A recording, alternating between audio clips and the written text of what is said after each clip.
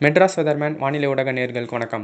2024 November 22 வெள்ளிக்கிழமை மாலை வானிலை அறிக்கை. தற்போதைய வானிலை அமைப்பை பொறுத்தவரையில் இலங்கைக்கு தென்கிழக்கு பகுதி மற்றும் அதனை ஒட்டியுள்ள வங்கக்கடல் பகுதிகளில் மேலடுக்கு சுழற்சி நிலவுகிறது. மேலும் வங்கக்கடலின் தென்கிழக்கு பகுதி மற்றும் அதனை ஒட்டியுள்ள சுமத்ரா தீவிற்கு மேற்கு பகுதியில் ஒரு கீழடுக்கு சுழற்சி உருவாகியுள்ளது. இந்த கீழடுக்கு சுழற்சியானது அடுத்து வரும் 24 மணி நேரத்திற்குள் காற்றழுத்த தாழ்வு பகுதியாக வலுப்பெறும் என எதிர்பார்க்கப்படுகிறது. மேலும் அடுத்து வரும் 48 மணி நேரத்தை பொறுத்தவரையில் தற்பொழுது இலங்கைக்கு தென்கிழக்கு மற்றும் அதனையொட்டியுள்ள வங்கக்கடல் பகுதிகளில் நீடித்து கொண்டிருக்கும் மேலடுக்கு சுழற்சியானது சற்று மேற்கு நோக்கி நகரும் என எதிர்பார்க்கப்படுகிறது. மேலும் அதனுடன் இணைந்த கீழ் திசை காற்றானது மேற்கு நோக்கி நகர்ந்து தமிழகத்தின் ஊடாக இன்று நள்ளிரவு அல்லது நாளை அதிகாலை முதல் நுழைய துவங்கும் என்பதால் தமிழகத்தின் திருவள்ளூர் முதல் கன்னியாகுமரி இடைப்பட்ட கடலோர பகுதிகளில் ஆங்காங்கே லேசான மழை முதல் மிதமான மழையும், தமிழகத்தின் மத்திய கடலோர பகுதிகளான புதுவை முதல் கன்னியாகுமரி இடைப்பட்ட தென்கடலோர பகுதிகளான கன்னியாகுமரி இடைப்பட்ட கடலோர மாவட்டங்களில் ஆங்காங்கே மிதமான மழை முதல் சற்று கனமழையும், அதனை ஒட்டியுள்ள உள் மாவட்டங்களில் ஒரு சில இடங்களில் கனமழையும், தமிழகத்தின் தென்கடலோர மேற்கு தொடர்ச்சி மலை மாவட்டங்கள், தென் மாவட்டங்களில் உள்ள மேற்கு தொடர்ச்சி மலை மாவட்டங்கள் மற்றும் திருநெல்வேலி மாவட்டத்தில் உள்ள மேற்கு தொடர்ச்சி மலைப்பகுதிகளில் ஆங்காங்கே சில இடங்களில் கன முதல் மிக கனமழையும் பதிவாகும் என எதிர்பார்க்கப்படுகிறது. மேலும் இந்த மழைப்பொழிவானது 24ஆம் தேதி பிற்பகலுக்கு பின் மீண்டும் வலு குறையும் என எதிர்பார்க்கப்படுகிறது. ஏனென்றால் தற்பொழுது வங்கக்கடலில் நாளை உருவாக இருக்கும் காற்றழுத்த தாழ்வு பகுதி 24ஆம் தேதி ஒரு தீவிர காற்றழுத்த தாழ்வு பகுதி மற்றும் காற்றழுத்த தாழ்வு மண்டலமாக 24ஆம் தேதி இரவுக்குள் உருவாகும் என எதிர்பார்க்கப்படுகிறது. இதனால் இலங்கையில் தென்கிழக்கு பகுதியில் இருந்து நாளை மேற்கு நோக்கி நகரும் மேலடுக்கு சுழற்சியானது இந்த நிகழ்வுடன் இணைந்து தீவிரமடைய செல்லும் என எதிர்பார்க்கப்படுகிறது. இதனால் ஞாயிற்றுக்கிழமை முற்பகல் முதல் 25ஆம் தேதி அதிகாலை வரை தமிழகத்தில் மழை குறைந்து காணப்படும் என எதிர்பார்க்கப்படுகிறது. அதன் பிறகு 25ஆம் தேதி முற்பகல் அல்லது பிற்பகலில் இருந்து டெல்டா மாவட்டங்களில் ஃபென்கல் புயல் மழைப்பொழிவு தொடங்கும் என எதிர்பார்க்கப்படுகிறது. முதலில் டெல்டா மாவட்டங்களில் இந்த மழைப்பொழிவானது மிதமான மழை முதல் கனமழையாக துவங்கி 25ஆம் தேதி மாலைக்குள் தமிழகத்தின் டெல்டா மாவட்டங்களை ஒட்டியுள்ள உள் மாவட்டங்கள் மற்றும் அதனை ஒட்டியுள்ள தென்கடலோர பகுதிகளில் மழைப்பொழிவு மிதமான மழை முதல் கனமழையாக துவங்கும் என எதிர்பார்க்கப்படுகிறது. மேலும் 25ஆம் தேதி நள்ளிரவு அல்லது 26ஆம் தேதி அதிகாலையில் தமிழக வடகடலோர மாவட்டங்களான சென்னை, திருவள்ளூர், காஞ்சிபுரம், செங்கல்பட்டு, விழுப்புரம், புதுவை, கடலூர் உள்ளிட்ட பகுதிகளிலும் மிதமான மழை முதல் கனமழையாக துவங்கும் என எதிர்பார்க்கப்படுகிறது. மேலும் இந்த நிகழ்வானது 24ஆம் தேதி தாழ்வு மண்டலமாக உருவாகி 25ஆம் தேதி இலங்கைக்கு நெருக்கமாக வாய்ப்பு ஒன்றாக இந்த நிகழ்வு இலங்கைக்கு நெருக்கமாக கிழக்கு மற்றும் தென்கிழக்கு பகுதிகள் வரை வந்து ஒரு ஆழ்ந்த காற்றழுத்த தாழ்வு மண்டலமாக வலுப்பெற்று வடமேற்கு திசையை நோக்கி நகர வாய்ப்புள்ளது. இந்த அமைப்பானது 2008 நிஷா புயல் பயணித்த பாதை போல் அமைய வாய்ப்புள்ளது.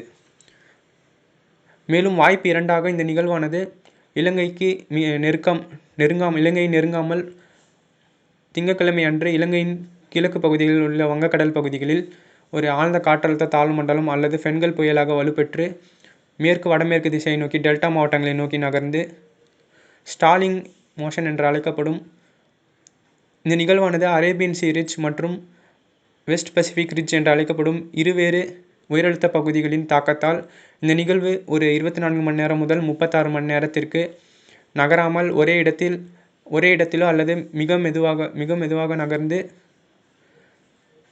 வடமேற்காக நகரும் என எதிர்பார்க்கப்படுவதால் தமிழகத்தின் வரும் 26ஆம் தேதி முதல் 29ஆம் தேதி வரை இடைப்பட்ட நாட்களில் தமிழகத்தின் வடகடலோர மாவட்டங்களான திருவள்ளூர், சென்னை, செங்கல்பட்டு, காஞ்சிபுரம், விழுப்புரம், புதுச்சேரி, கடலூர் மற்றும் டெல்டா மாவட்ட பகுதிகளான நாகை, மயிலாடுதுறை, காரைக்கால், திருவாரூர், தஞ்சாவூர் உள்ளிட்ட மாவட்டங்கள் மற்றும் அதனையொட்டியுள்ள உள் மாவட்டங்களான வேலூர், திருப்பத்தூர், திருவண்ணாமலை, கள்ளக்குறிச்சி, கடலூர் மாவட்டத்தின் மேற்கு பகுதி மற்றும் பெரம்பலூர், அரியலூர், தஞ்சாவூர், திருச்சி கிழக்கு பகுதி உள்ளிட்ட பகுதிகளில் பெரும்பாலான இடங்களில் கன முதல் மிக கனமழையும், தமிழகத்தின் வடகடலோர மாவட்டங்கள் மற்றும் டெல்டா மாவட்ட கடலோர பகுதிகளில் சில இடங்களில் அதி கனமழையும் ஓரிரு இடங்களில் அதீத கனமழை பொழிவும் ஏற்படும் என எதிர்பார்க்கப்படுகிறது.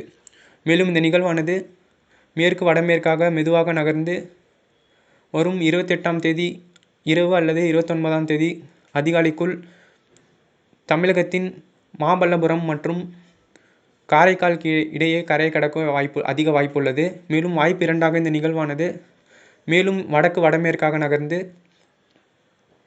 வரும் 29ஆம் தேதி முற்பகலில் நெல்லூர் மற்றும் மாமல்லபுரம் இடையே சென்னை அருகே கரையை கடக்க வாய்ப்புள்ளது. இதில் வாய்ப்பு 1க்கே அதிகமாக நிகழும் என எதிர்பார்க்கப்படுகிறது.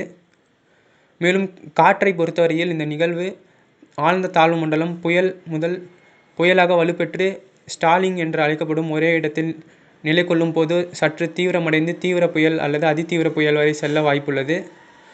அப்படி சென்றாலும் இந்த புயலானது கரை கடக்கும் போது ஒரு ஆழ்ந்த காற்றழுத்த தாழ்வு மண்டலம் அல்லது ஒரு சாதாரண 80 முதல் 100 கிலோமீட்டர் வேகம் கொண்ட ஒரு புயலாகவே கரையை கடக்கும். இதனால் இந்த புயலுக்கு காற்று அச்சம் தேவையில்லை.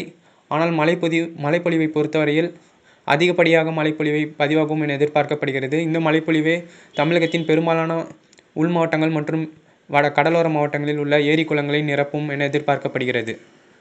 இதனால் கடலோர மாவட்டங்களில் உள்ள தாழ்வான பகுதியில் உள்ள பொதுமக்கள்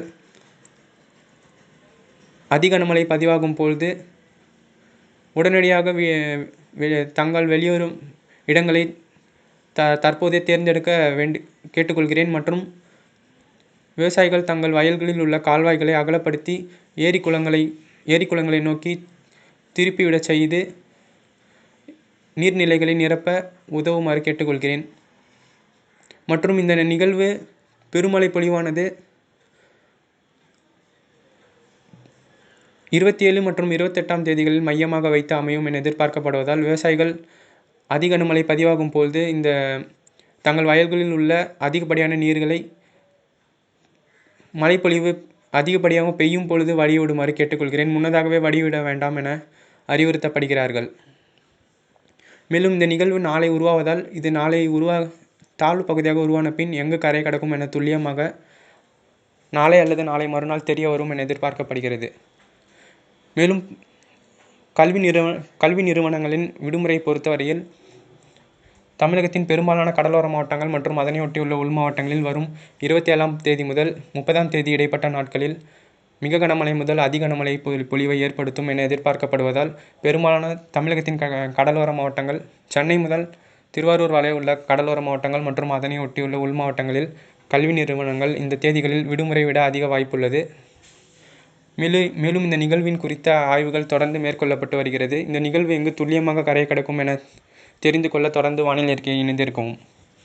மேலும் இதுபோன்ற வானிலை அறிக்கையை பெறுவதற்கு மெட்ராஸ் வெதர்மேன் வானிலை ஊடக சேனலை சப்ஸ்கிரைப் செய்து பெல் ஐக்கனை கிளிக் செய்து கொள்ளவும், ஆல் நோட்டிஃபிகேஷனை எனேபிள் செய்து கொள்ளவும். வானிலை அறிக்கை கேட்ட நேயர்கள் அனைவருக்கும் நன்றி, வணக்கம்.